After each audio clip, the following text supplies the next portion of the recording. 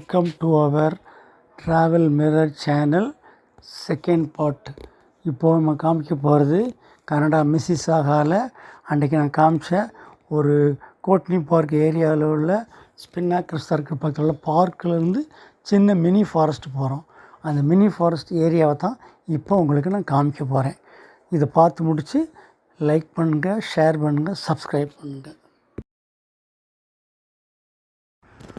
அந்த முதல் வீடியோவில் இந்த பார்க்கெலாம் போட்டிருந்தேன்.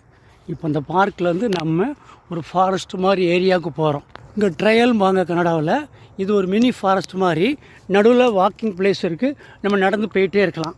இப்போ பார்த்தீங்கன்னா உங்களுக்கு தெரியும், ரெண்டு பக்கம் தெரியும். நடுவில் வாக்கிங் போகிற இடம் சுற்றி வர க்ரீனிஷாக இருக்கும். ரொம்ப நல்லாயிருக்கும். ரொம்ப தூரம் போயிட்டே இருக்கும். ஒரு காட்டுக்குள்ளே ஃபாரஸ்ட்டுக்குள்ளே போகிற மாதிரி ஃபீலிங்கே இருக்கும். ரொம்ப நல்லாயிருக்கும். எவ்வளோ லென்த்தாக இருக்குது. சைட்லெல்லாம் பார்த்தீங்கன்னா ரொம்ப நேச்சுரலாக இருக்கும். இதில் நடந்து போனால் இன்னொரு சின்ன வழி இருக்குது. டீப் ஃபாரஸ்ட் மாதிரி இருக்கும். பாருங்கள், காட்டுக்குள்ளே ஒரு சின்ன காடு, காட்டுக்குள்ளே ஒரு சின்ன காடு, ஃபாரஸ்ட்டுக்குள்ளேயே ஃபாரஸ்ட்டுக்குள்ளேயே ஒரு ஃபாரஸ்ட்.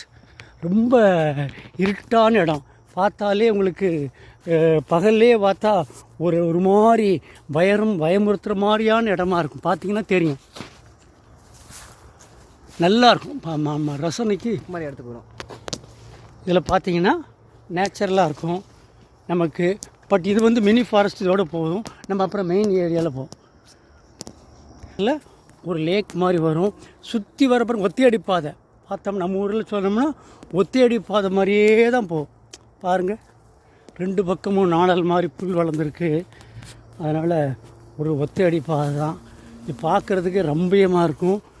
பகலில் தனியாக வந்தால் பயமுறுத்துகிற மாதிரி இருக்கும். ஆனாலும் ரொம்ப அழகாக நேச்சுரலாக இருக்கும். பார்த்தாலே உங்களுக்கு தெரியும். பாருங்கள், ரெண்டு பக்கமும் க்ரீனிஷாக இருக்குது. ஒத்தையடி பாதை தான்.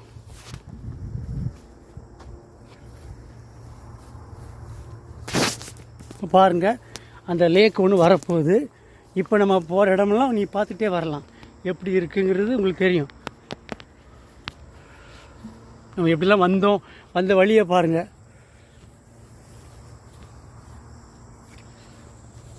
இப்போ ரொம்ப இருட்டாக இருக்குது பாருங்கள். போகிற வழி இப்போ வர குறுகலாக இருட்டாக இருக்குது பாருங்கள்.